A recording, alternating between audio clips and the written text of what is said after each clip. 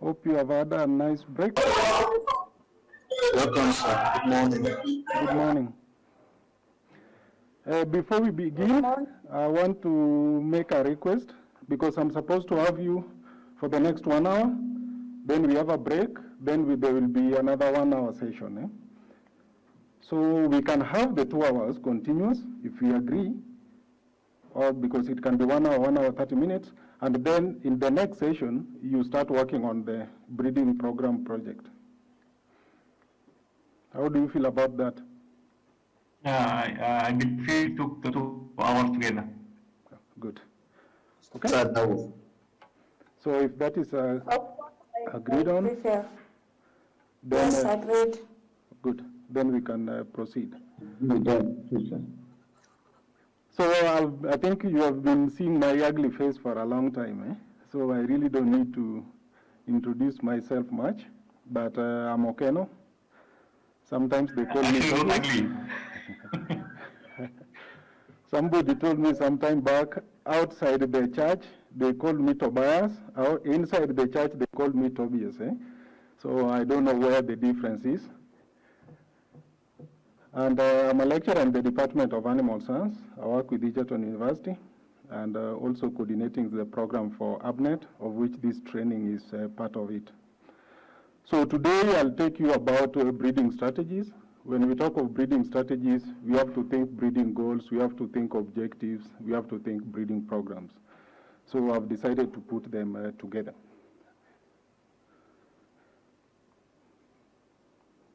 So as Sandy was talking, in fact, he highlighted some of the things that I need to talk about.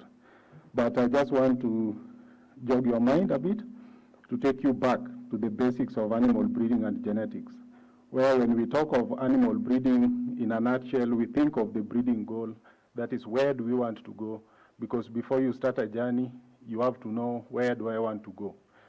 Then you have to make the arrangements. How am I going to get there? Am I going to fly? Am I going to drive? Or am I going to use a public service vehicle, a bicycle, or whatever you want to use, even if it is walking? And when you reach there, then what are you supposed to do? That is the implementation. So whatever you have been talking about for the last almost 3/4 of the course, time of the course, has been more about the logistics. That is in terms of genetic evaluations. Yesterday you went through selection theories and all that. So all these are the mechanisms that we need to implement in a breeding program. But today, with the summary Sami gave, it was more on the implementation side of it. We have had all the softwares. Now we are trying to build what I can call the hardware so that the entire component can run.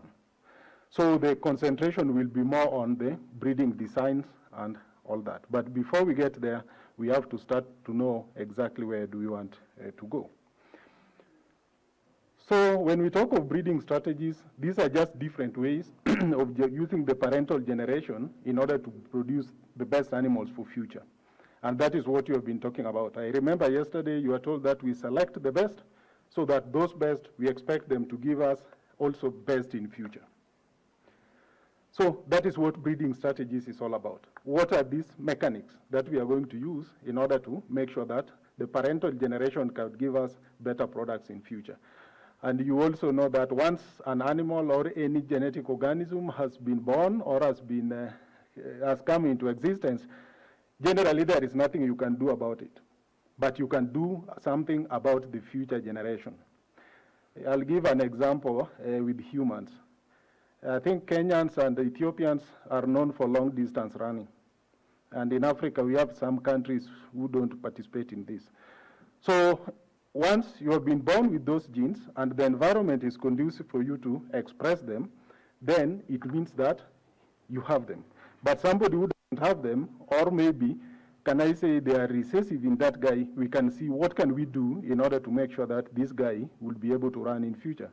So either you can marry from Ethiopians or you get married to Ethiopians, the community that runs there, or to Kenyans. And then we expect that as the generation go by in future, you will get some long distance runners.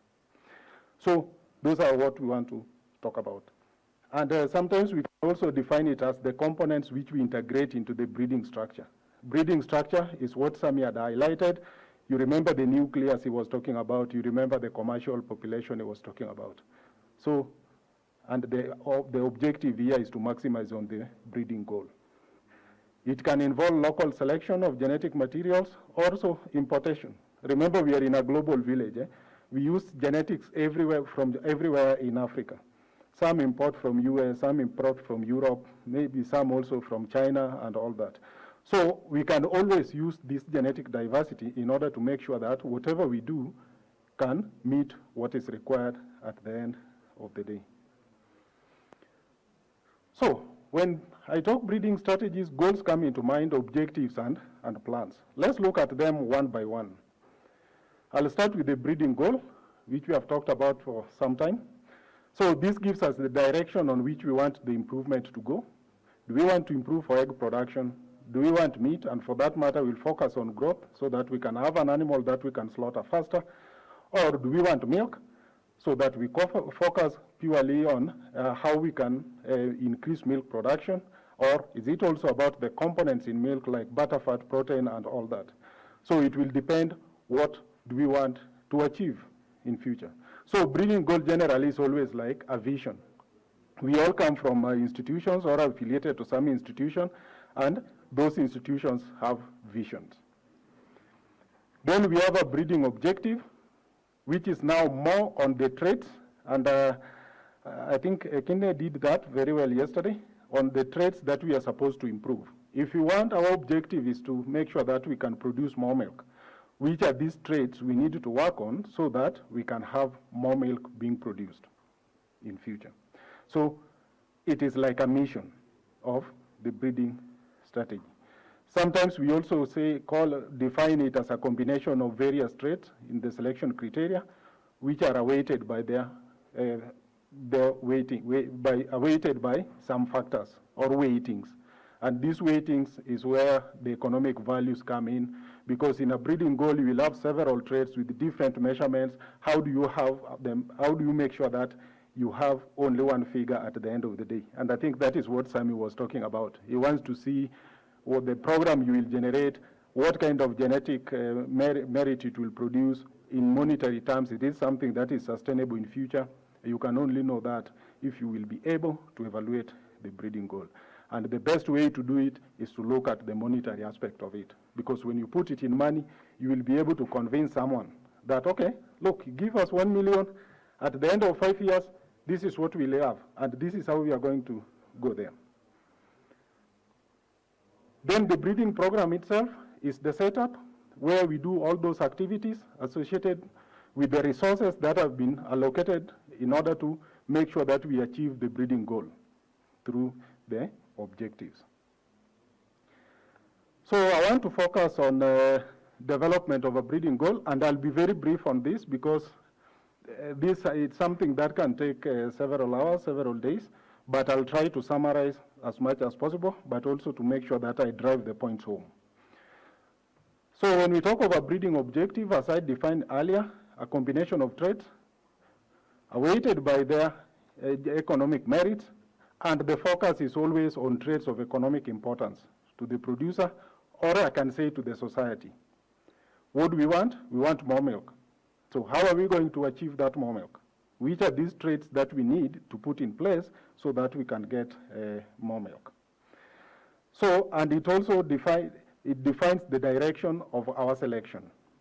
Because if you want milk and we are put into the breeding objective or into the index traits that will help achieve that, then we'll be able to achieve the breeding goal that we want. There are phases involved. Sami mentioned some of them. One is the breed. And somebody said, okay, that's the species you want to work with, or the breed of that particular species. Which direction do you want to take? You can go dairy, you can go chicken, you can go pigs and all that. And how do you want it to be? Do you want it to be work with pure lines? Do we want to work with dual purpose, or do we want to work with crossbreds? Because I can produce crossbreds like what we have in the chicken, the broiler, and also the layers. Those are like terminal breeds that are meant for the market. Is that what I want? Or is what I want is just to work with pure breeds and then we sell the products? So you have to specify which genotypes or breeds you need when developing a breeding objective. The next one is about production system. We have several production systems. I've just mentioned 3, which you can see on the screen. Is the focus at the end of the day is intensive? Is it organic? I know currently most people are talking about organic products and all that. And if you go to the supermarket, you find that the organic products are more slightly expensive because people believe they are healthier as compared to what has been produced under conventional systems. Or is it going to be under extensive system? Because at the end of the day, all these production systems, they affect your economic values, they will affect the productivity and also the performance of your animals. So you have to have this at the back of your mind. So when you will be developing the breeding program in the project you have been given, try to think that, okay, where are these animals going to be raised for commercial purposes? We can produce on station, but these animals at the end of the day, they could be ending up in the villages somewhere. How will be the performance there? Will they be able to meet the expectations? Will those farmers be able to meet, to make some money out of it? Will it be profitable? So production system focus becomes important. And I'll just give an example on how sometimes it influences. So if you look at the figures I have here, I have for 2 production systems. This is for pigs, and one is for conventional. This is more intensive production system, and another one is on organic. The most interesting is about this trait on mothering ability. You can see how important it is when it comes to the organic and how it is when it comes to a conventional system. So that is how your production system will influence what kind of traits do you want to factor on. There is a group that, I think the chicken 2 group, you have been told to focus more on climate change. So the question is, how will that breeding program be different from chicken 1, for example, who are operating under maybe the normal circumstances? So there are some traits that you will need to think about which might not be of such economic importance in the chicken 1. So that is how it affects. The next one is about the marketing systems. Remember yesterday we talked about money, all the times. And where does that money come from? And I remember an example was given by the meat, how the meat is being sold and all that. So these prices, you get them from the market. Then it will matter a lot whether it is at the farm gate, is it being sold at the point of production, is it at the tertiary market, somebody comes to buy from the farmer and then sells to the society, or is it at the terminal market? So the prices in all these different areas will differ for each and every product that we are going to sell. And if you look at the entire value chain of most products, it is complicated. It is not just a straightforward thing. There are so many people involved. So by the time you check the price at the farm gate vis-a-vis at the terminal, the prices are completely different of the same product because of the steps that is undertaken in the entire value chain. So when developing a breeding goal, it is always good to look at how is the market prices changing along the value chain, from production up to the time when the consumer buy the products, either in the supermarket or in the market. Okay, the second point is on identification of sources of income and expenses. In that breeding program you are going to develop, what will be the sources of income, what will be the sources of your costs. In terms of cost, you know what variable costs are. These are costs for day-to-day operations. I've highlighted labor in red because labor sometimes is very challenging. Labor can be a fixed cost, but at the same time it can be a variable cost. For those people who have done a lot of economics, I know you know this. Because if I've employed somebody on permanent terms, then which means whether I'm producing or I'm not producing, I must pay this guy. But if it's a casual, somebody I just need his service when there is a need, then automatically it becomes a variable cost. Because I'll only pay the guy when I need the guy to do something for me. And then most of the fixed costs are something to do with infrastructure. In that breeding program you are going to develop, there will be a component of infrastructure. Housing of the animals will be there, the equipment, machinery, the farm structures that you need to to use. So all those must be accounted for as part and parcel of your cost. Then look at what will be the main source of income, your sources of income in that particular program. Am I going to sell milk? Am I going to sell eggs?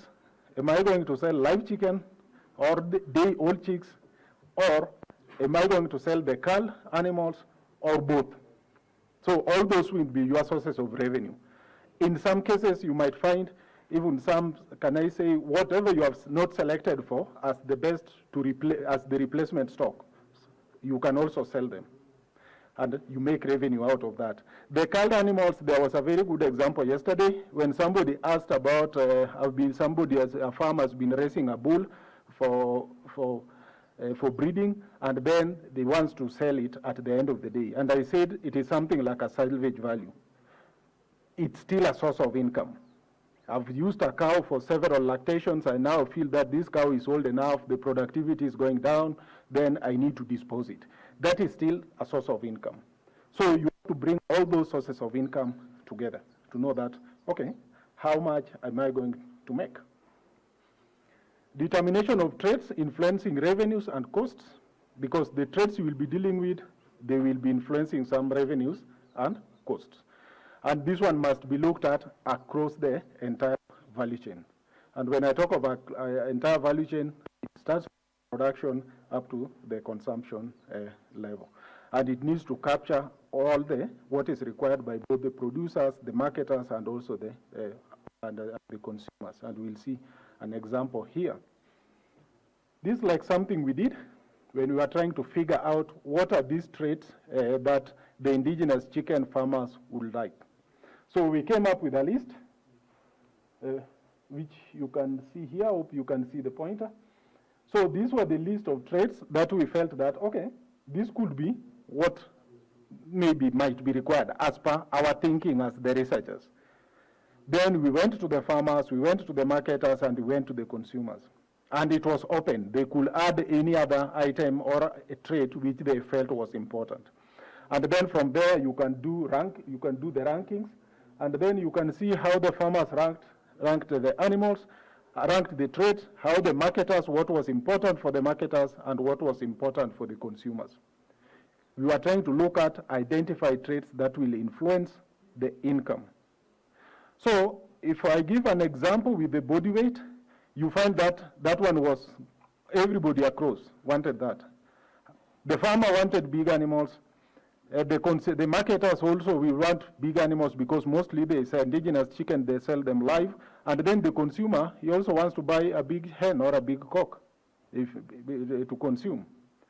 There are some which they are not of interest to the producer, but they were of interest to not of interest to the marketer and also the consumers, but they were of interest to the farmer. The interesting one was, I think, was on the egg size somewhere, which was of interest on both across the board, but unfortunately nobody is ready to pay for it. Later, you will find that increasing the egg size and the egg number, these are traits which are negatively correlated. It can be a big challenge. But both the farmer and the marketer and also the consumer felt that they are important. Yes, please. The sound is not clear. It's giving one sound. Hello, are you able to, is it better now? No, sound? It's not. It's having a cracking sound. I think it's better now, sir. Okay. So if it is better, then we can proceed. So this is one of the criteria you can use in order to identify those traits that will go into your breeding objective, and at the end of the day, you will have them in the index. So you can go outside there, let the farmers, the marketers, and the consumers identify what they need. Professor? Yeah. Yes? The sound is still the same. Any other part? What about other people? Are you getting me clearly? We could hardly hear you, sir. You can hardly hear me. Still cracky.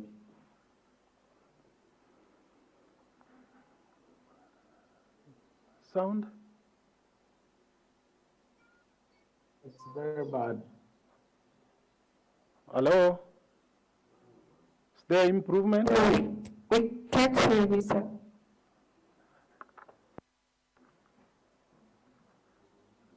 Just a minute. We with the microphone.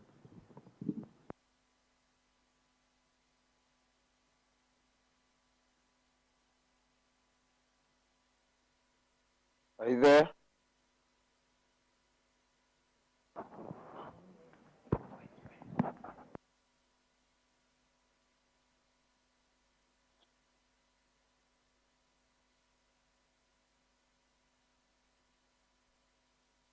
Hello? Are you able to hear me now? Cracky. It's the same problem. Still cracky. Same problem or it has improved? Yeah, it's still cracky. Still cracking.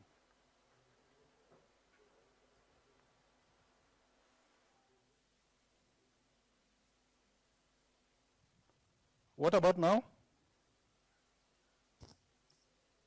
Same problem. Still, Is it better? Still the same. yeah. Please, can someone confirm if it is better? No, still cracky. Good.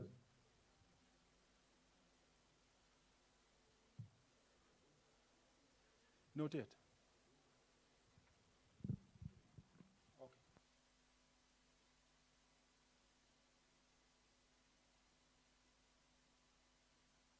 What about now? Yeah, it's not bad, but it's echoing.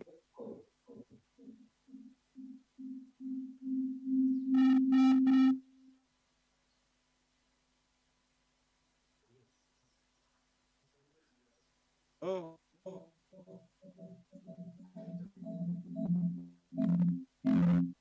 Echo.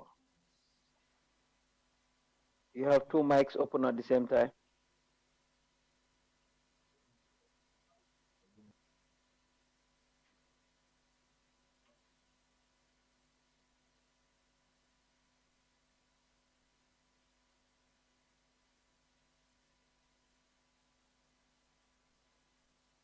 Any good news?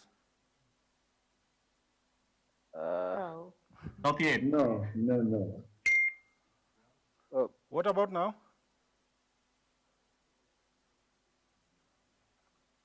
Can someone confirm if it has improved? No, Yes. same problem. It's Still all good. cracky. Sound is still cracking.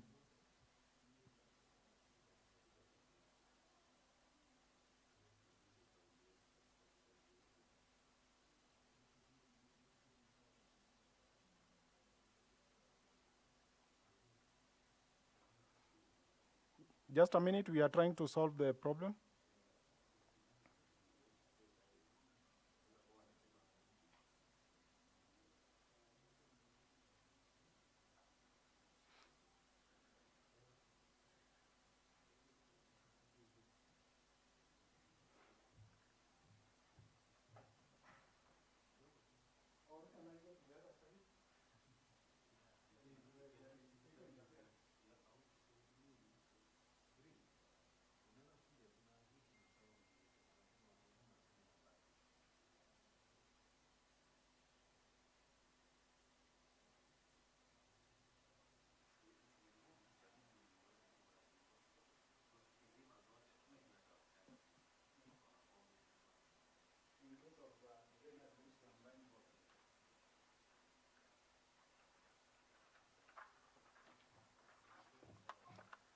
Is it better? Yes. Okay. Yes.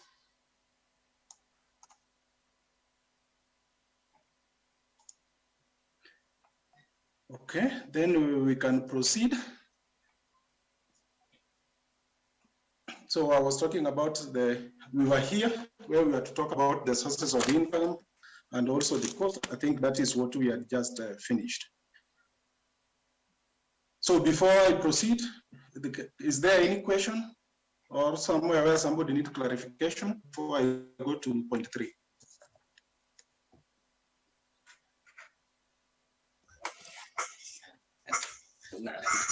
Okay, so that means, Hello.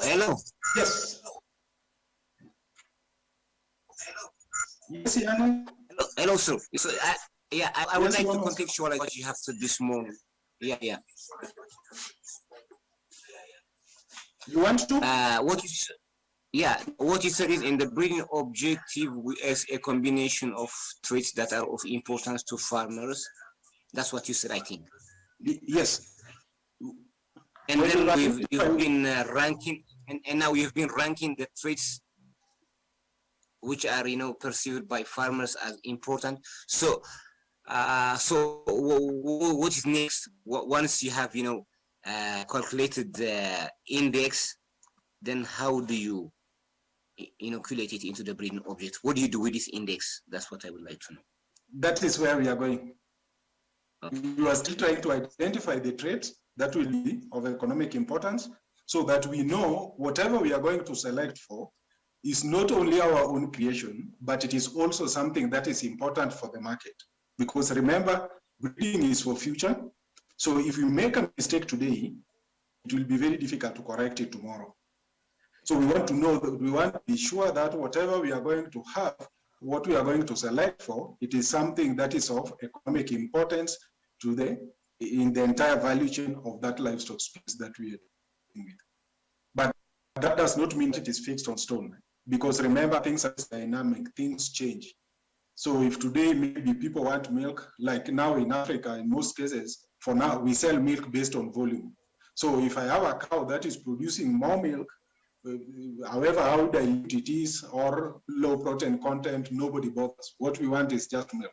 But there comes a time in future where maybe people will be starting getting interested in quality of milk, because we start processing other products, the industry starts processing other products which require other parameters in milk, like protein, milk, butter, fat, and all that. So in such a scenario, it will force us that, okay, we adjust so that we can also select for those other traits, which we were not very focusing more on during when we initiated the breeding program. So your question is where we are leading to. Once we have done all this, then where do we lead to? All right, that's right. Okay. So if no more, so this is what we came up with, and then from there you can summarize them based on what is important. You as now the technocrat, you can summarize the traits, and now we have the fewer ones, just based on the ranking. And then the next step is to do what we call the breeding values. Remember, there was a component of data which you have always to collect, and that will, we talk more about it when we get to the breeding program. And that is what you are using. I think for the last almost 1 week or 1.5 weeks, you have been estimating the breeding values using all sorts of models, the data, where the data comes from. When we talked about when we advertised the course, we said that, okay, we need people with the data. And that data must have come from somewhere, because that is the data that you will use to estimate the breeding values. Remember what Kinde said yesterday, in the breeding goal, you need a breeding value times economic value of that particular trait. So I'll not discuss more about this because it has been talked about a lot. I'll focus more on the revision of economic values. I think this was also something that came up yesterday, and it was people were really wanting to know, where does these economic values come from?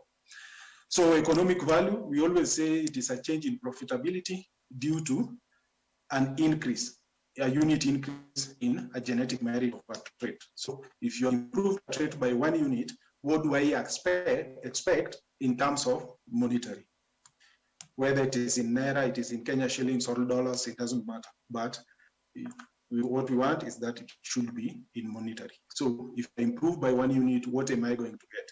And as Nike said yesterday, improving can mean 2 things, being positive and also being negative, because there are traits that I need to improve them the positive side. There are traits that when I get a negative value, I'll be happy, because I'll know that, for example, age at first calving. If I get a positive value, it means that age at first calving increases by a given number of days or months, as she demonstrated yesterday. But if it is negative, the way what we saw yesterday, then it means that we shall have reduced by 2 days. I don't want an animal that I'm keeping for too long before it reach that age at first calving. I always say that those are animals in the hotel. They are just consuming but not giving you anything as the entrepreneur or as the owner of the program. So these economic values which we are talking about, they're always affected by so many things. And this was also mentioned yesterday that we need to keep on adjusting them as the time go by. They are affected by production systems. So we are from different countries. What is happening in Nigeria, the kind of production system there is different from Kenya, is different from Ethiopia, is different from Ghana. So each and every country needs to do this to estimate their economic values. And you need to keep on updating them because inflation rates affect them. The time, how dynamic the market has been because of several reasons affects them, plus other environmental factors. So you will always need to keep updating your economic values after estimation. So it doesn't mean that when I start a breeding program, I've estimated the economic values, then those are the things that I will use even 10 years down the line. There should be a system where as the prices change in the market, things get dynamic in the market, then all these can be adjusted so that they conform to what is on the ground. So you are up to date. There are different approaches that we can always use in order to estimate economic values. There is what we call bioeconomic modeling. Sometimes we call it normative approach.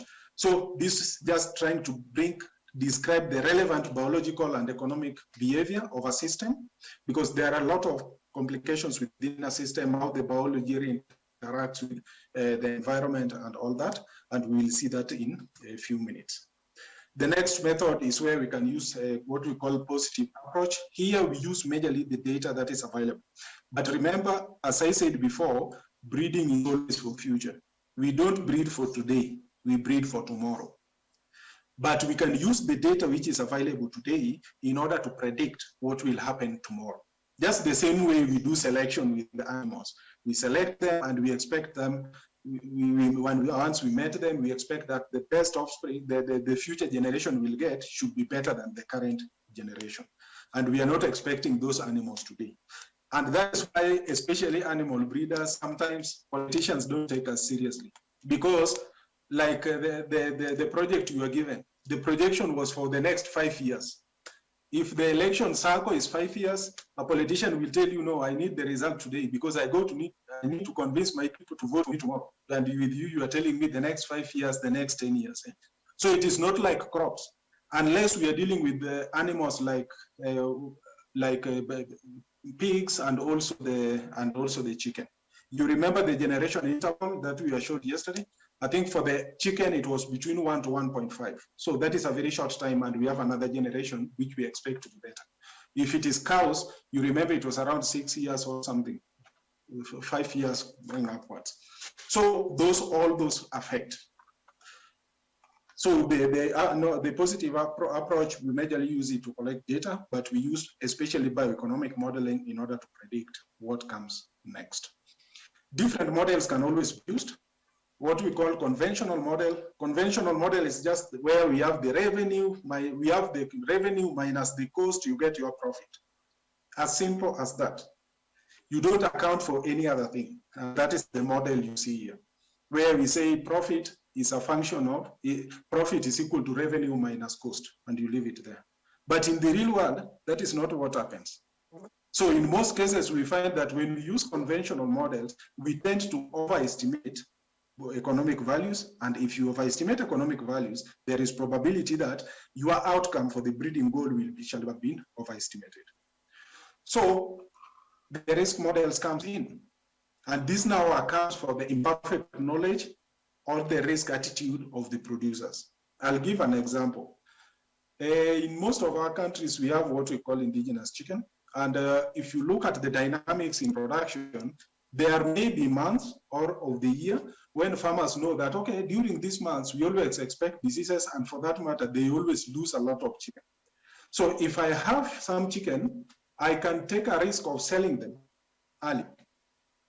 So that is already, I'm trying to be risk averse so that when the disease outbreak comes, I don't lose everything.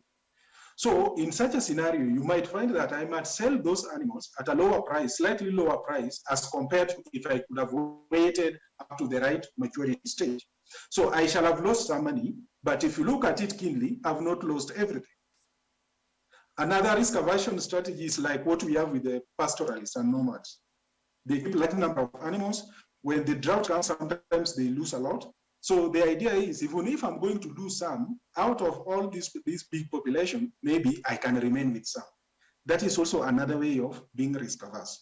And that is what this model is trying to account for, because there are a lot of dynamics within the production systems, where the lambda party here is the Arrow-Pratt coefficient of absolute risk aversion. So this is the point where it brings the risk aversion within the population. And then I can estimate now my economic values as the change in profitability divided by what we call a unit, the change in genetic gain. And in most cases, we always say it is by 1 unit. So I'll give an example with another example with poultry. The parameters that are required when you are estimating this, there are several parameters that you might require, like you can see things to do with feed, you can see the gains in terms of the weights and all that, all those parameters. And then the different production systems, like what I have here is a free-range system, semi-intensive system, and completely intensive system. And if you look at them, the figures here, they vary between production systems, and that is expected.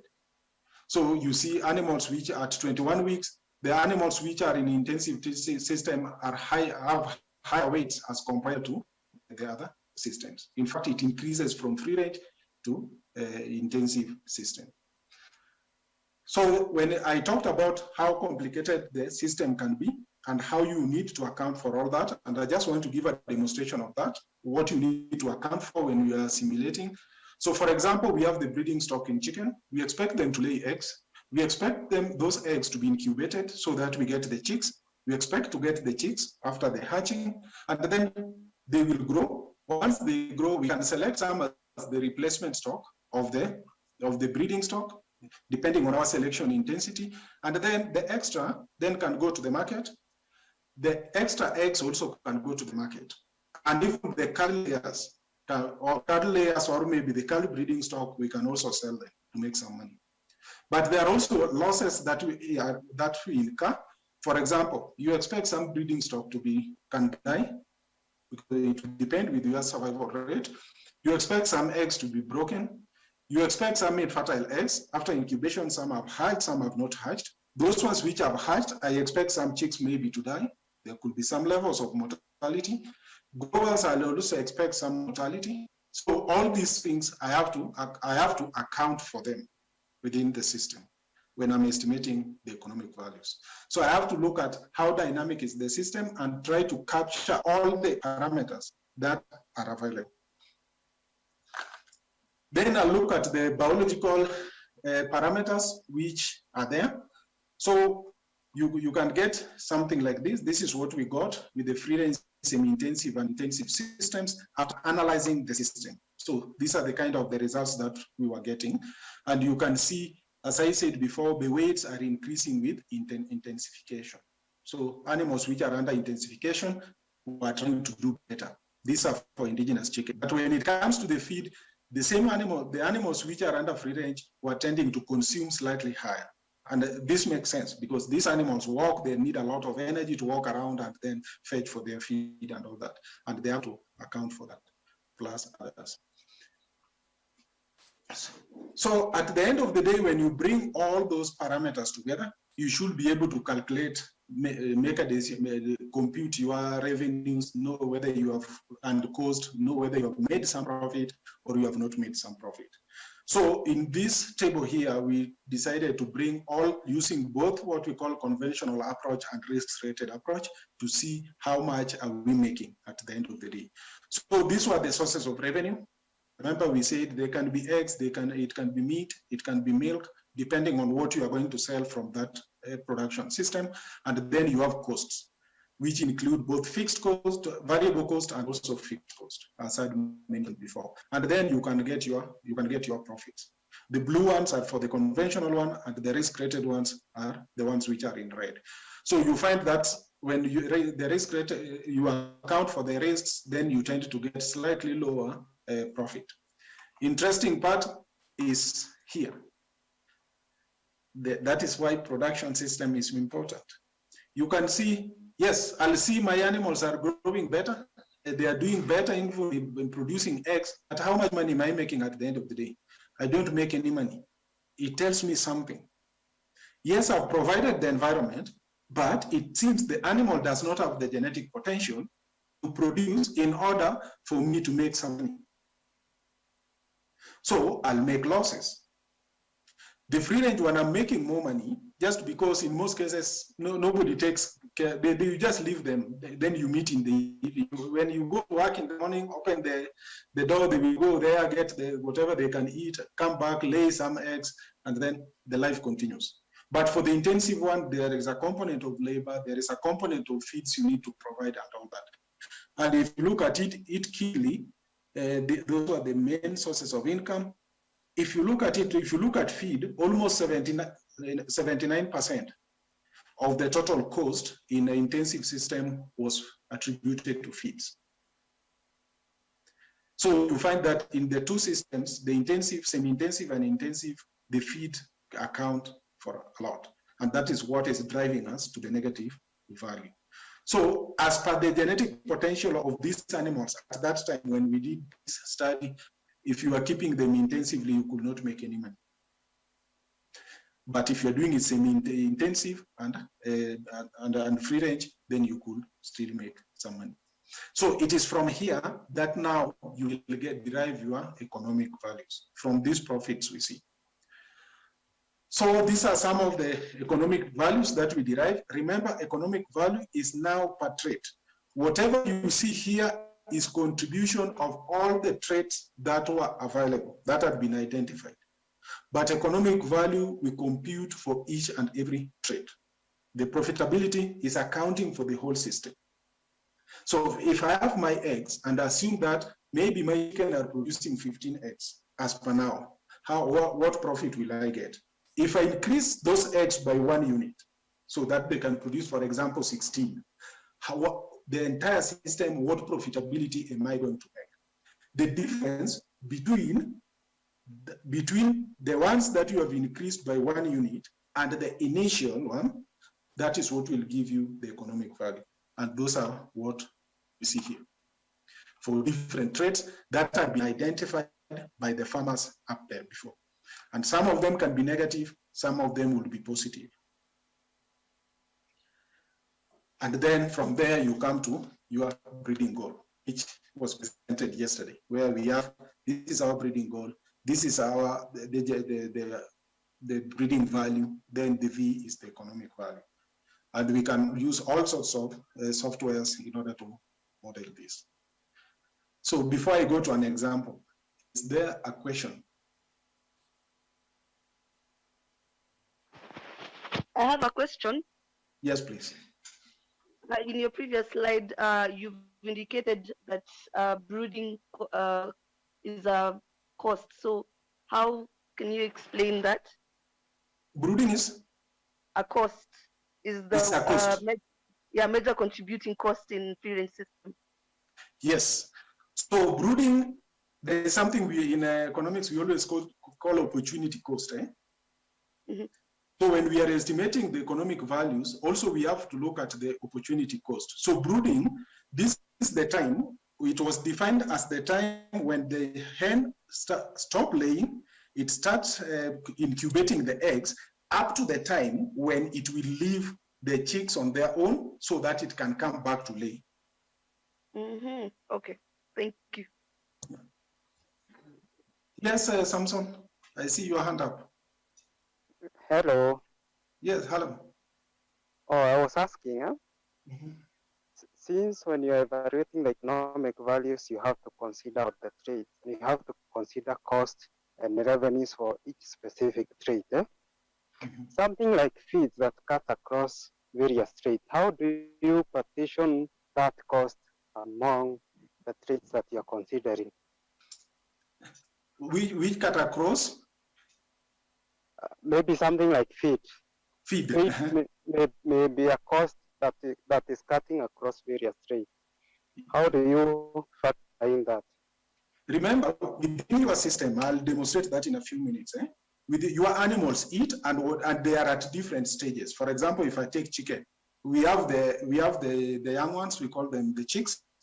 So the chicks, there is what they take. Then we have the growers.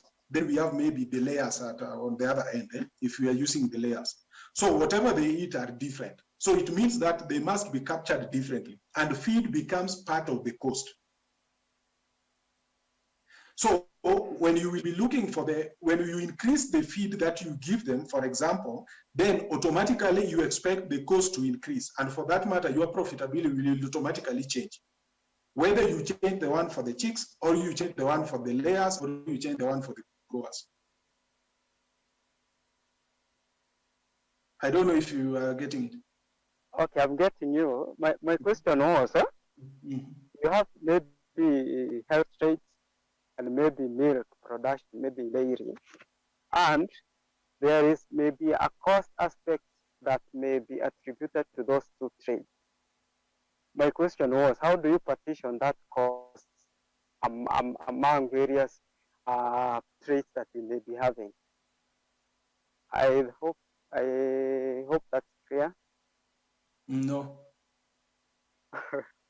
Okay. Okay, let's take one example. We have the layers, the ends which are already laying. Then proceed. Okay, I'm using dairy in this case. Okay. And we want to evaluate the economic values for these traits. And maybe in your bidding objective, you have health trait, you have milk production, or another trait that you may include. And you want to evaluate the economic value maybe for milk yield. It means you have to have the cost for the milk as well as for the revenue. Same case you do for the other traits, that is health and maybe other traits that you may include. My question is, for these cost-cutting costs, how do you partition them among the various traits you have within your breeding objective?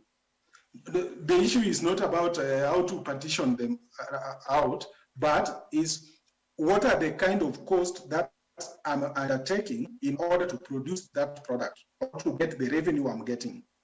Because the component of health shall have contributed, maybe meat shall have contributed, no, not meat, but feed shall have contributed and all that. So when you put all this together, it will determine what quantity of milk that you get, isn't it?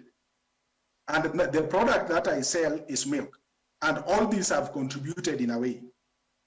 So in order to get for each and everyone, I'll have to go and adjust. That is why we said yesterday that an economic value, when of a particular trait, you assume all other traits are constant, are left constant, and you adjust only for one. And I'll demonstrate that in the next few minutes. And then that will bring change in profitability, and that change in profitability will be focused on that a unit increase or decrease in the trait that you have changed from the, from the control. So if I have milk maybe at 1,000 liters and I've increased it by 1 unit, which is 1 liter, so that will be 1,001. What kind of profitability do I expect? I think yesterday we saw something on beef, where the meat was increased by 1 unit, which is 1 kg, if my memory is right, and then we were seeing a positive economic value of around 82 shillings, $82. And that meant that the entire system, if I increase 1 unit, a trait by 1 unit, then from the entire system, I expect an increase in profitability or in revenue by that 82. Tobias, I think I can just briefly just add on that, because when you look at aspects to do with the costs and all these revenues, you're looking at those aspects at the production system level. It is at that production system level. So what I mean by a production system level, it simply depends on the definition. It can be at the level of the farm where you intend to estimate all these economic values. So you have the costs at that farm level, and then you also have the revenues at that farm level. The only thing that you partition at the trade level, according to Samson, of course, you cannot partition those costs. You cannot look at a trade, maybe milk yield, and then you say for milk yield, what is the revenue and what is the cost of what? No, I think the only thing that you can do at that level is now the economic value, where now you look at what is the profit at that farm level or at the production level, and then now you decide now to just increase the milk yield by one kilogram, or depending on the unit that you're using. And then now you see now what will that, or how will that influence the profitability at that farm level or at a production level. So there now you will talk of an economic value for milk yield, yeah, but you are calculating this economic value based on the revenues and the costs at that level that you're interested in. Sure. I hope that is clear, Samson. Yeah, it's clear now. Thank you. Okay. Any? I just a quick comment, and I was just wondering, I did not why feed, a measure of feed efficiency was not included in the breeding goals. I think I've not seen anything that accounts for feed efficiency, and just looking at this table, everything, what's driving the cost is feed. Yeah, and this is being addressed. So selection for efficient feed converters, converting feed to meat or whatever trait. So I'm just curious. Yes, in this study, we did not account for feed efficiency, but I remember, I think I saw Sophie somewhere. Later, there are a lot of studies that have been done also after this. Then later, we try to integrate the feed efficiency into the system based on the work that Sophie did. Okay. So in this one, we just used the feed intake is what was used, but later feed efficiency was also taken into account. Okay. Yeah. Thanks. Okay, I don't see any other hand up. So maybe I'll demonstrate something. I sent something on Canvas yesterday. I hope you saw it. And I also sent a link which you are supposed to, for Python, which you are supposed to install. So I'll just demonstrate how this works so that we can see using a very simple method. So I'll go to my Python. Hope we'll be able to see. Are you able to see? Yes. Yes. Okay. So I have a file already, which you would also have. Sorry.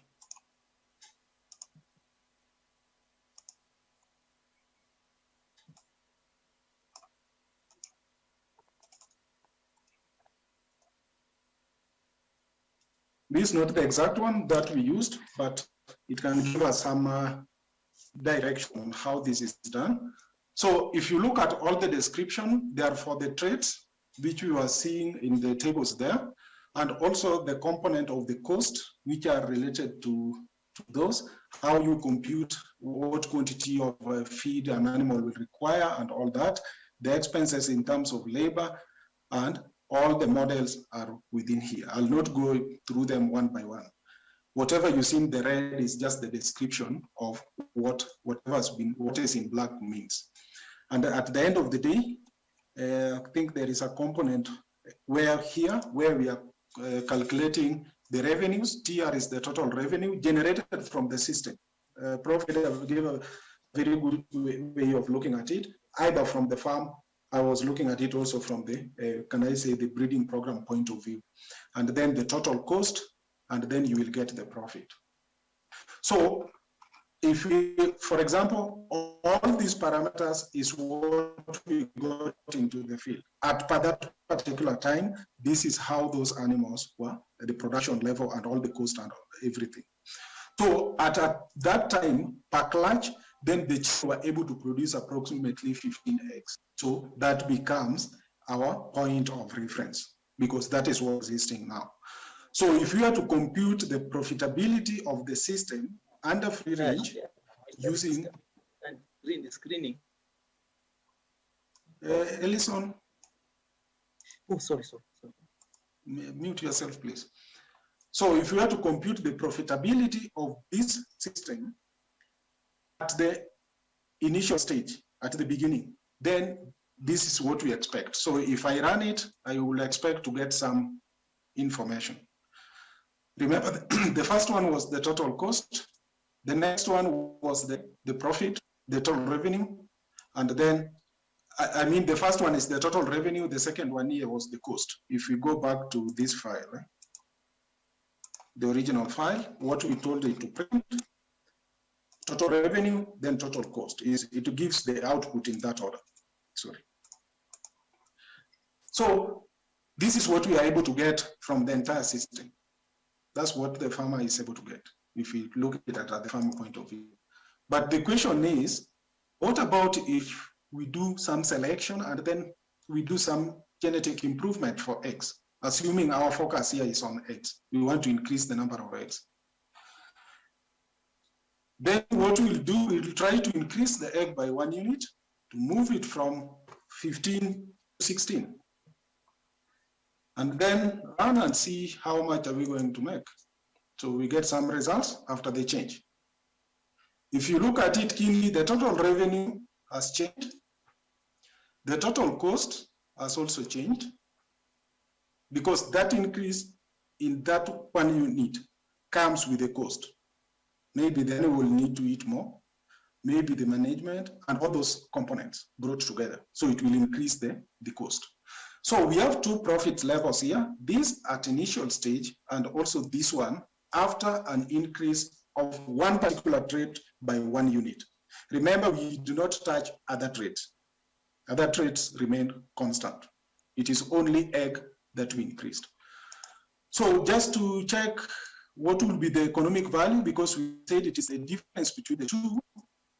When we increase by 1 unit, then it will be a matter of subtracting the two.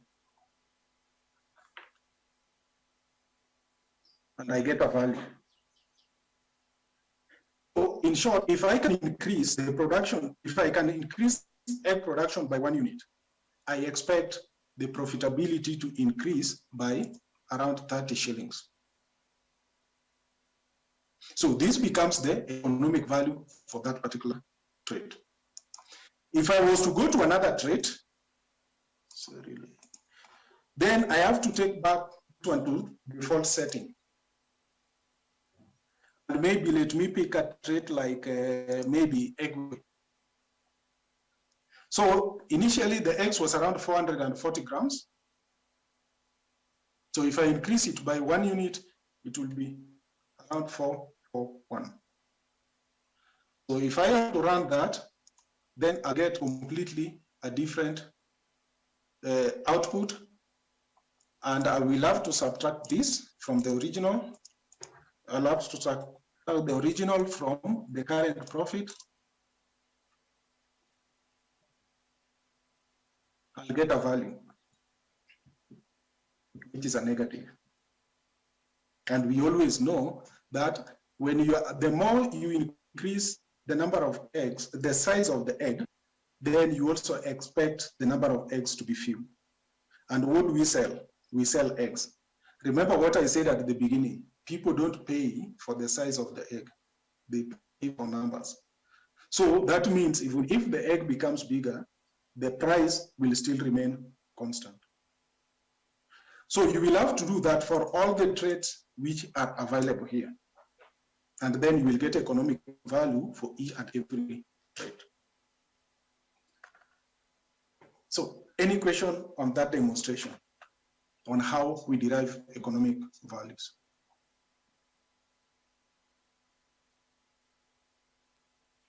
Thank you very much. I don't know. I think last time we had the issue on the adaptive traits. Yeah. So I don't know how we can put them there to see how. A good question. Let's pick survival. For example, I think I have there is survival somewhere.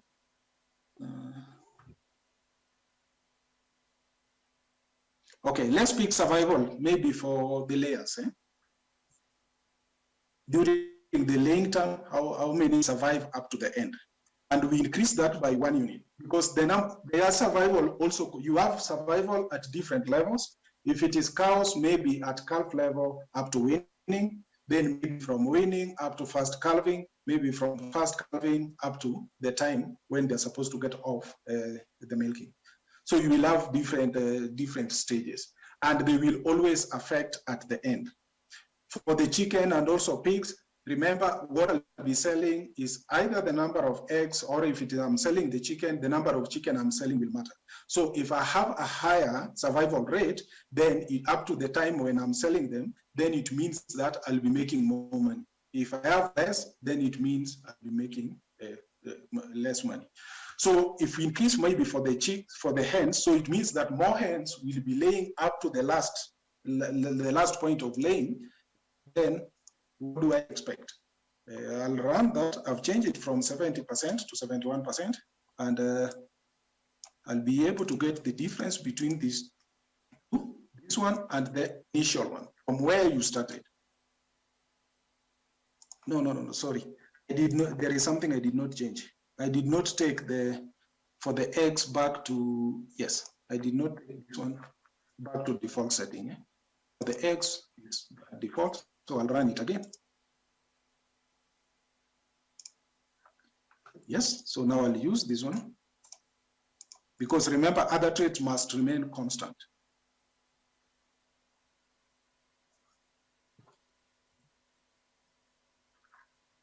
Oh, what does that tell me? I'll have a positive value if I increase my survivability within that particular population. So by just making sure that the animals can survive, more animals can survive up to the end, I expect a positive value. So my survival will be better. I'll increase my productivity by around 10 shillings within the population. So the 10 becomes the economic value for that trade. Is that clear? Yes, clear. Yes. Thank you. Good. Yes, Prof. Okay, then I'll go back. So at least we have an idea on how you can do that.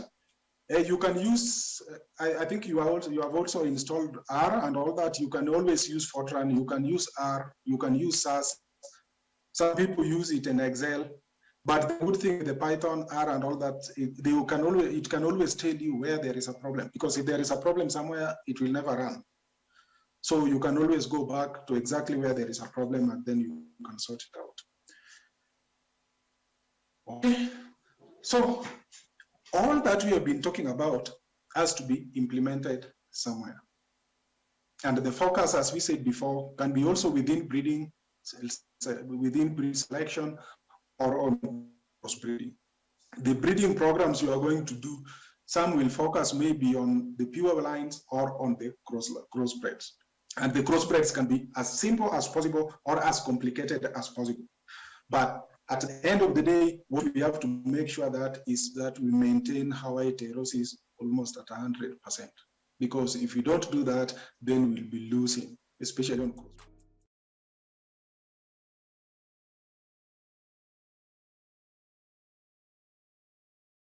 Some crosses can be and how complicated it can get into.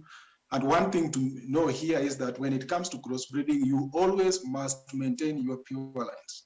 Because if you don't maintain your pure lines, where will you get them from? Because it is within the same pure lines that you select the best for future generations. And as you do all this, as Sami said in the morning, you must look at diversity, because that is where your variance is. And remember, the variance is one of the factors that are directly proportional to a response to selection. So you must maintain that variance because you are looking at long-term genetic gain. not just short term. If you are looking at short term, then it means that after a very short time, maybe you can run into high levels of inbreeding. I think Samson had an experience with that, and we'll talk about it when we get into closed nuclear systems. How are you going to match your breeding? How are you going to cross? And then you come with a final product. And I think Victor also demonstrated this when he was talking about poultry. How do we do that? That takes us to the breeding program, where we say it is a science of decision making. Here we make a lot of decisions. Which animals to select? How do we arrive at that? If we have decided, okay, these are the animals that we have selected, then the next question is, how are we going to mate them? Mating decision also coming with the target of improving that particular population. So all these have to be decisions that must be made within a breeding program. So it brings about the selection response, which was talked about yesterday, and all those responses are targeted towards the breeding goal that we had. We had a goal, and we must meet that goal. So everything we're doing here is supposed to take us to that goal. The information which we are collecting. Remember yesterday we said genomic selection cannot work on its own. We need some phenotypes. And I think at some particular point I mentioned something to do with the reference population, a population which is both phenotyped and also genotyped. So you need all that performance information in the breeding program, because it will help you to know, to rank the animals, and then you'll be able to estimate their breeding values and then select them and then make mating decisions. So, and at the end of the day, it is not just for that program, you have to disseminate the genetic materials. And which tools are you going to use to disseminate this genetic material? Sammy also summarized on that. So what does it involve? It involves the structure which you are going to use. Am I going to use a two-tier or a two-tier or a three-tier and all that? We'll see that. What kind of selection? How am I going to select my superior animals? Remember yesterday we talked about independent culling. We talk about tandem selection and all that. How are we going to disseminate it? Are we going to use reproductive technologies to disseminate? Are we going to use a bull? I remember somebody mentioning a bull, if it is dairy, for example. Are we going to focus more on males, or are we going to focus also on information from both males and females? I think you did some mixed models some time back. Then evaluation of that breeding program becomes very important, because we said breeding is for future. So you must monitor what is going on to know that, okay, when it comes to genetic diversity, how are we doing? And genetic diversity, we know it has something to do with, it affects the response to selection. When it comes to intensity of selection, how are we selecting? How intensively are we, what selection pressure do we put so that we can optimize on genetic gain? We monitor what is the generation interval here. What is our accuracy, which will be dependent on the information that we have to show us that, okay, the breeding values we have estimated are highly accurate. And then we see how are we going to evaluate? What kind of genetic gain do we expect every year? And when that time comes, what have we achieved? So we must always keep on monitoring. As we monitor that, we also monitor the market on the other side, because the markets are dynamic. If you go to developed world now, people are moving from conventional products, they want organic products. The question is, can we still use the same animals we bred for conventional production system for organic system? Or are there adjustments that we need to do so that whatever we are going to get, the products we are going to get, will meet that market? So we have to look into all those. So remember you saw this yesterday, where we start with defining the production systems. We talk about breeding goals, collection of information, which are the phenotypes, the pedigree, and the genotypes, determination of the selection criteria, I think that was discussed, mating and selection and mating decisions, what kind of mating do you want to use, how are you going to disseminate, I've mentioned that, and then the evaluation. So it will always be a cycle. So in evaluation, you see the diversity we're talking about is here. And I remember the Sami talking about our focus here is on genetic improvement, because there are also other factors. which we need to take into account. And that brings us to this, which was discussed yesterday, and the focus is more here on the selection index, where we had selection intensity, we had the accuracy of the index, and then we have the phenotypic standard deviation. And sometimes we divide by L, depending on which species of livestock do you deal with, based on their generation interval. And here, currently, if you look at most of the livestock species, the selection pressure, we have pushed it a lot. I remember a few years ago, farmers in the US started complaining that we are just using a few bulls for this, and for that matter, we might expect we lose genetic variance and all that.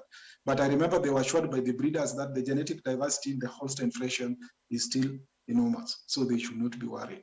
So which means they were monitoring what was going on. So if you look at it keenly, where we have more leeway to play around with, and that is where genomic selection come to play a big part, is in terms of accuracy and also in terms of, I can say accuracy to some extent on diversity and also on generation interval. And the generation interval, I think, was demonstrated yesterday, how genomic selection is able to reduce this in a breeding program. So the power of genomic selection, before I get into the structures. So this is what I meant by a reference population.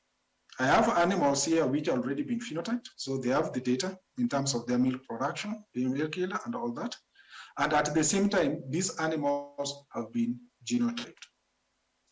So we will get offspring from this population, from this breeding program, and we can genotype them early enough. I remember Enike yesterday said we have reduced, for example, for the bulls, when we are using progeny testing, the generation interval could be 6 years, 7 years, or 8 years. Currently, we can use them as early as maybe 2 years. And I remember Alex did some study back where he looked at the use of what we call the young bulls, and he could get some good progress. But now with the genomic selection, it even makes it better because now we are sure with the connections between animals. So once we have the genotypes of these animals, we can use the information, that is the phenotypic information of what is here in order to rank these bulls and then know which ones are we going to select. And that means rather than waiting for 8 years, we'll be able to use this bull at 2 years. Although the accuracy must not be as high as what for the progeny tested one, but we are taking advantage of the reduced generation interval, which is inversely proportional to response to selection. So an example is here. Here we are looking. Sorry for interruption. Sorry, would you please repeat the previous slide? Please, can you repeat? Was someone asking a question? Yes, yes, for this one. For example, here for the selection candidate. So we have a reference population and then we have another selection candidate. So we have to genotype the selection candidates and then we compare both of them. Is it like that? You will have the young animals will be genotyped. Eh? Mm-hmm. Then we go back because these animals, they don't have any phenotypic data that we can rank, we can use to estimate their breeding values. Okay. But in the reference population, they have both the phenotypes and the genotypes, which means they also have the phenotypic data. If it is in milk, it is eggs and all that. Hmm. So what we do, we use this. Remember before majorly we were focusing on pedigree, and as you go down, sometimes the pedigree records don't become very accurate. I remember DK also said something of that nature. But at the genomic level, we are able to link the animals with each other, and the more records we have based from the relatives of that animal, the better for us. At early stage, these animals, if they are bulls, they don't have daughters. Isn't it? Hello? Yes. This no. You already have no record for this this bull. Yes. Yes. So we want to get more information from the relatives as possible, and what can help us to link those relatives is just by the genotypes between them. So we'll take advantage of the fact that these guys have this phenotypic information, which we will use in order to rank these young bulls. And then from there, we'll be able to compute the breeding values and the estimated breeding values, and then select the ones that we want. Okay. And there is also something where that reminds me of something, especially for the chicken and also for the pigs, which we always have to be very careful about. Because in the pigs, we have large litter size, and also in chicken, you have very many chicks. So if you were to estimate breeding value with them using only phenotypes, all those animals will have a single breeding value. So if you select only the best, you will find yourself having very few families. And that means you might not go very far. But the power of genomic selection is that we are able even to identify them at individual level, to separate each and every individual to get its own breeding value. So we can rank animals within the family. I hope Room maybe talked about that. Oh.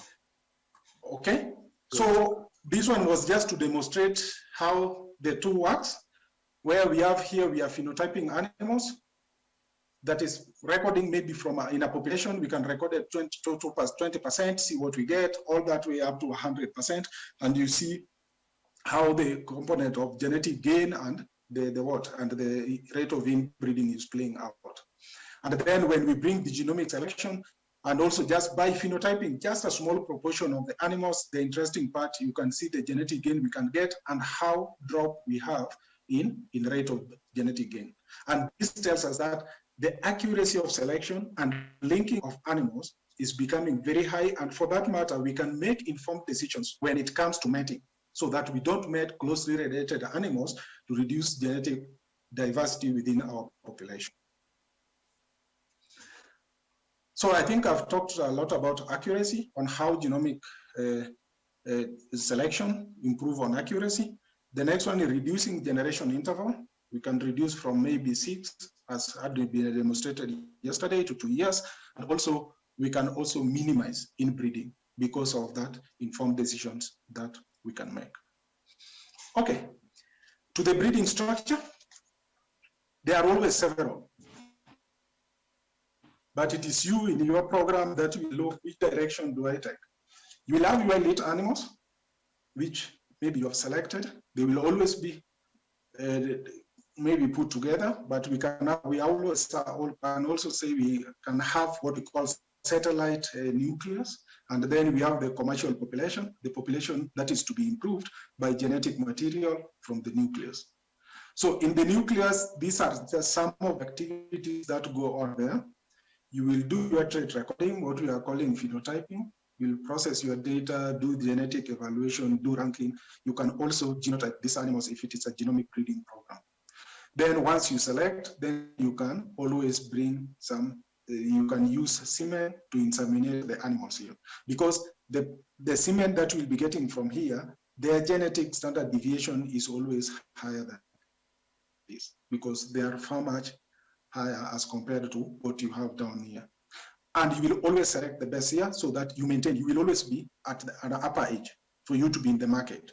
Because if these guys overtake you, then you will not be in the market. There is nothing that they will need from you. So this is a simple one, but it is a closed system. One of the challenges of the closed system is the component of maintaining diversity, especially if you're dealing with small populations. I think some has attest to this. We have some animals in Kenya, we call them Saiwal, and it has been a closed nuclear for a very long time. And the level of inbreeding when you did this study found it to be very high. And I think I have an example here. It is under Calro, and then they do the selection here, they rank their animals, and then they always sell, they sell their products to a pastoralist, the red animals that you see here. So in order to make sure that you increase diversity within that population, then you have to open it up. So, and we will talk about open nucleus in a few minutes. For pigs and also for chicken, in majorly we have a 3 system. So in that 3 system, you can have a combination of pure line selection or maybe a breeding selection if you want. I'll pick both sides. So I'll start with the nucleus. the nucleus, the animals there are always, they are always less than what we have in the rest of the tiers. So this is just a rough example.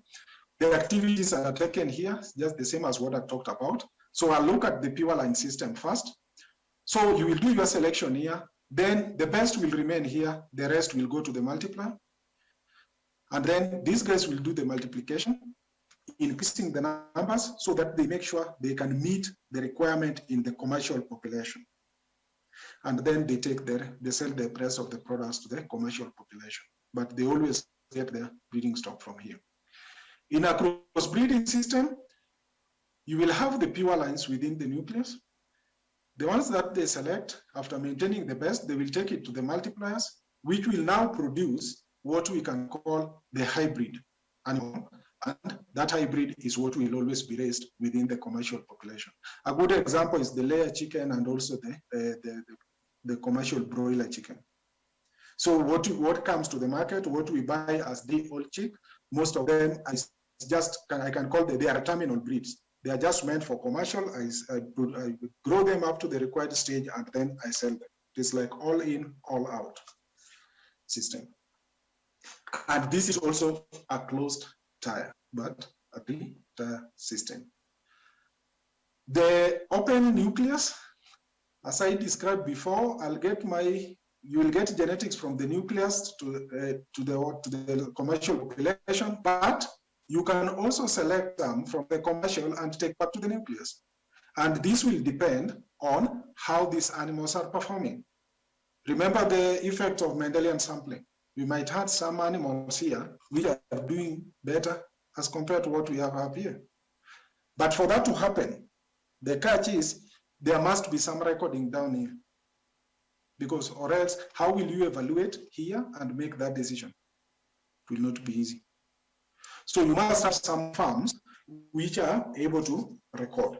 And for that matter, you can do your genetic evaluation and then take some animals back to the nucleus. In fact, such a system, it has always been found that increases genetic gain by around 10% because it increases diversity within here.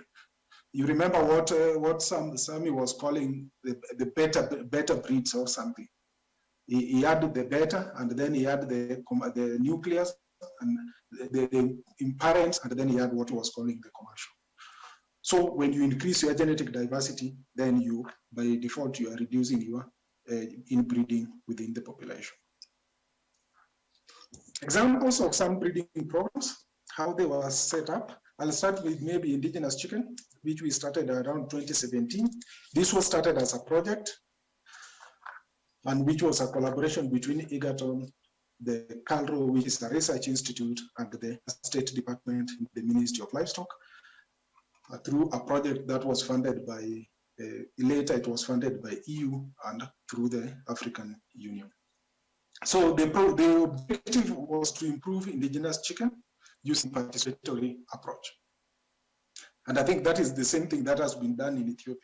For the Ethiopians who are here, you know something which has been done with the Horo chicken, and I'll also give that example. So the idea here was to have the breeding goal was to improve, is to develop a dual purpose indigenous chicken. And you remember some of the information that presented up were meant for this. So we went to the field, collected the eggs, collected the chicken, and also there was a component of survey to know what they want, that as I described before. In terms of traits in the breeding objective, they are the people who defined them. And then when we came, then we just did summary and then estimated the economic values. And then the selection was to be based on what we call the individual performance. Because outside there was no record. So when we are studying, if it is growth, I just look at how has this animal been growing. So I select it based on its own information and all that. So this is just like how the program was like. And something interesting on this is always, in most cases in Africa, we run for the imported breeds, but we don't bother to improve our local chicken or local genetic resources. And for that matter, I think FAO has been pushing a lot in terms of conservation of indigenous genetic resources. But nobody pays for that.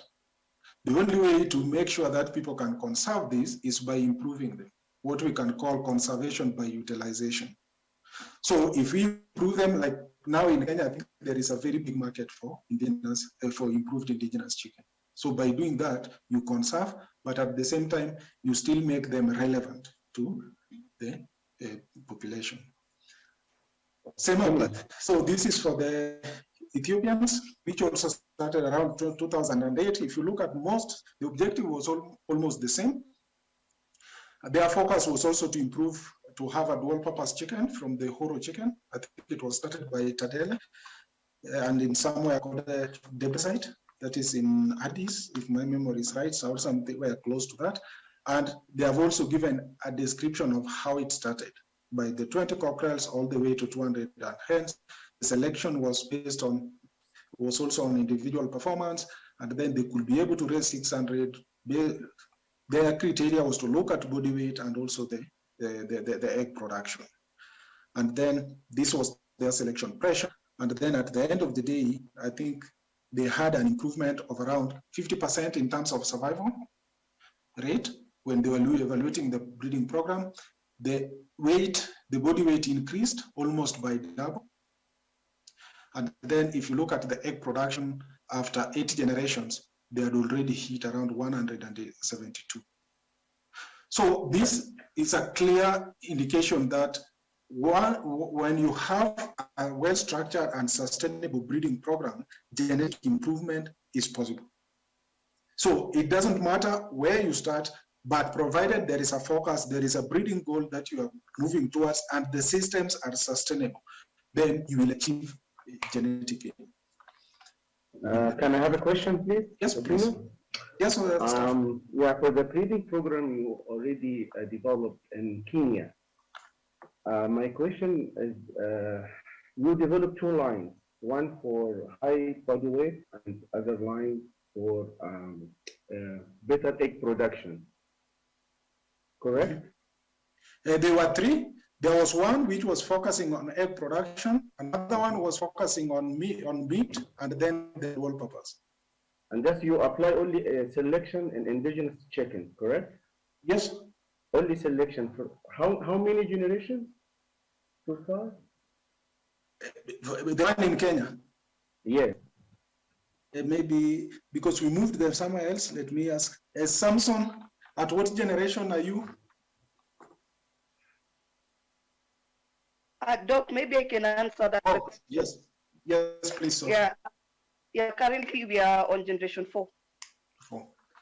4 generations. So, okay, so you have indigenous chickens dual purpose as a base population, and then you start to make selection or to practice selection in 2 directions, just to increase body weight in one direction and another direction for egg production, correct? Yes. So what's the name of the indigenous chickens you used in Kenya?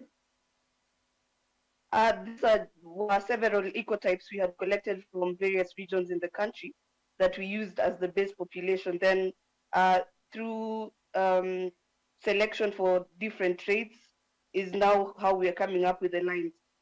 So our base population is chicken we collected from farmers in different regions of the country. Okay, and Bukini, you mentioned also you already practiced also crossbreeding at the beginning. Yes. Correct? So in which generation you make a cross between improved chicken with the commercial line? For the crossbreeding, once we select the lines that Sophie is talking about until they stabilize, that is when we can start the crossbreeding. But I know there is also an experiment, which is Sophie, the one run by Magode, where you are doing the interseminating in order to take those animals back to their original foundation. But these were imported ones, and the idea is that we get the original foundation of those animals after interseminating, and then once we stabilize whatever we are selecting locally, and then we can see how we can crossbreed the 2. But maybe Sophie, since you are working there, you can expand more on that. On the imported breeds, or? Yes, the one Magote is working with. It's just exactly what you've explained. So there was an importation from Czech Republic, and so what we wanted to do with these birds is try to get back to their original constitution, because what we got were parent stock, and we're supposed to crossbreed them and get terminal breeds so that they can be used for production. So we did interstate mating within the F1 population, and through that we were able to isolate two dominant lines based on plumage color. So this was the black and the spotted, and through that we managed to mate within black chicken and the spotted chicken, and at generation 5 we managed to stabilize it. So we plan to use it as well to crossbreed with our indigenous chicken once it's stabilized. Yeah. Okay, thank you. Do you have a plan to work in genomic selection? Yes, there's plans for that as well. You already started. Okay, I would like to keep in contact with you and Okino regarding this point later after the course. Okay. Okay, thank you. Okay. So as I finalize, so in terms of breeding programs, there are several organizations that could be taking part, because one unit cannot do everything. So this is just an example of interactions on how things always work out. You will take a key look of it when you get the slides. This is for poultry, and then we have this one which was for dairy, but I know some of the institutions have changed here and there, because some do the recording, some are doing the progeny testing and all that, but some of them have slightly changed. So the structure can sometimes be involve different organizations working together, but to achieve the same objective.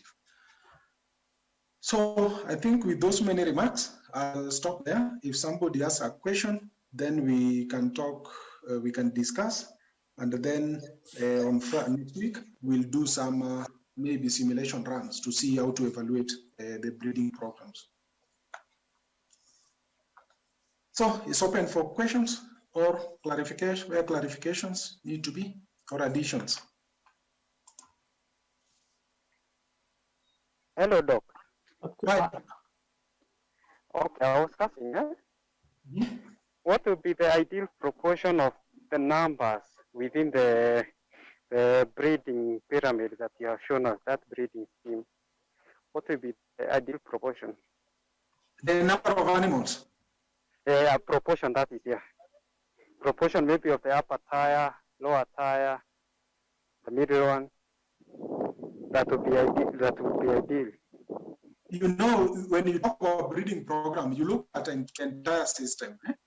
Remember, you want to improve the animals, and you cannot improve all of them. So you pick a few, the late ones, depending on the proportion that you have.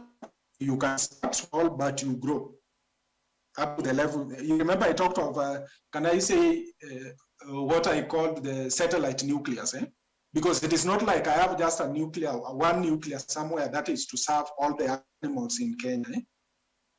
Like the same way, like what we have in Naivasha. If you go to private farms, you will find some which are like nucleus. So it depends with the resources that are there that you are able to manage, and also able to keep manage all those activities that we talked about. But I cannot say that, okay, we may be 10% or 20% of that, because if you put it together, it can be even more than that. So there's no specific, can I say, number that you can refer about and say that, okay, you need only 10 animals in the population, in the nucleus. It will depend with the of your breeding program. Okay, maybe let's say we want to establish a breeding program for dairy in Kenya, which is not existing. That it's an assumption, and maybe the number of dairy animals that you have in Kenya is around 1 million. So my question is, in order maybe to establish a nucleus, maybe a breeding program, at least you have to set aside an allied population that will be now supplying these superior jamblers to the farmer. The question is, do you consider maybe the number of the population you have at the ground in determining the number that you are going to keep at the nucleus? And in that case, To what proportion? Remember, in most cases, what we look at, remember at some particular point I talk about how you are going to disseminate those genetic materials, what are you going to use in terms of reproductive technologies. So provided I have the best, I cannot, that's why I'm insisting, I can't say 10%, I can't say 20%, but you can start small and grow. But the idea is, how am I going to transmit those genetic materials into the entire population? It will depend with the resources I have to start that nuclear population. Because when you talk of a million, for example, a million cows, if we say 10%, that is almost how many cows? How many animals in the nucleus? 100,000, something like that? Hello, okay. Okay, Can I just want to share some experience and I don't we can't get you. Pertaining to the question he was asking. Oh, can you get me here? Can you hear me now? Can you get me? Yes. Yes, Momodu. Can you hear me? Yes, we can hear you now. I was keenly listening to the question. Yes, I was keenly listening to the question that he was asking. Yeah, like in our own situation system, with a 3-tier scheme in place, and the total number of breeding females is 400, with 6 males. All right, and then breeding values are estimated at the age of 36 months. So ideally, under the scheme, we are at least able to produce about 80 males annually. Gambia is a small country actually, and then it's meant for the entire country, at least with a population of less than 1 million cattle. It's a pure breeding program. So I don't know whether he was asking how many, what is the optimum number of females. For us, the optimum number of females that we have is 400 breeding females, cows, and then 6 breeding males. And then subsequently, when these are selected, they are sent to the multipliers before they end up in the commercial production population. I don't know whether that contributes to the question he was asking. Yes, I think it contributes because you started with the 6 males and 400 females. But if you look at that, you are going to increase as the time go by, isn't it? Because within was asking if you have 1 million dama cows, then the question is, what do you need? What proportion do you need to be in the nucleus? And I was telling him nucleus will always grow based on the resources that are available. You can start small, but you grow. The same way you have started with 6 and 400, but I'm sure you will grow beyond that as the time go by. I think there was another contribution. I don't know who wanted to contribute on the same again. No, it wasn't a contribution, but it was just a clarification. Okay. Yeah, you know, many a times the breeder's equation response, the expected response to selection is often different from what in real life after the implementation of the breeding program we get. So I wanted to find out what are some of the reasons that could be attributed to this. Some of the things that relate to that, remember what you expect, you will do your prediction. And that is why we are calling estimated breeding values and all that. So I'll do my prediction, but remember there are several factors that play a role in terms of what you are going to get at the end of the day. So some of these factors is what will contribute to the less genetic response that we expect now on the ground, physically, what you will experience, which might be likely lower than what you had projected, because there are all sorts of factors that play a role. Okay, because I see it as most of the times, as the program goes along, we lose focus and now don't select on breeding objective traits. We now look at some other auxiliary traits which affects our expected response. Yeah, that is also one of the factors.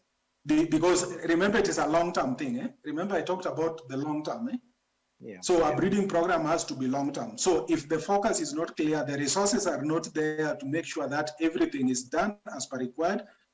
In some cases, you might find that people get tired, they don't record how the way it is supposed to be. And for that matter, the data you get is not the right one and things like that.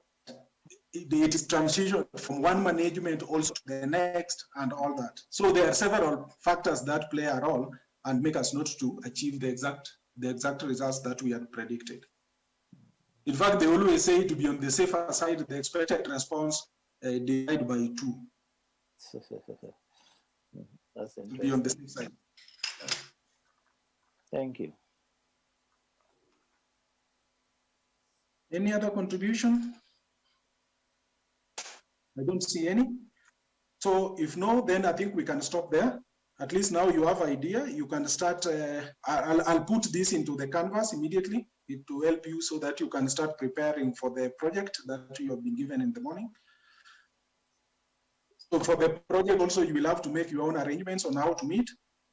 In the list that I posted on, that was on Google Docs, there are some people with no emails. So please, if your name was added there and the email is not there, add so that you give your colleagues time to connect. Hello, Prof. Yes, please. So for project, I would like if you it will be better if you just write the task as be written, and then with the task supposed to be written. Hello? What do you mean?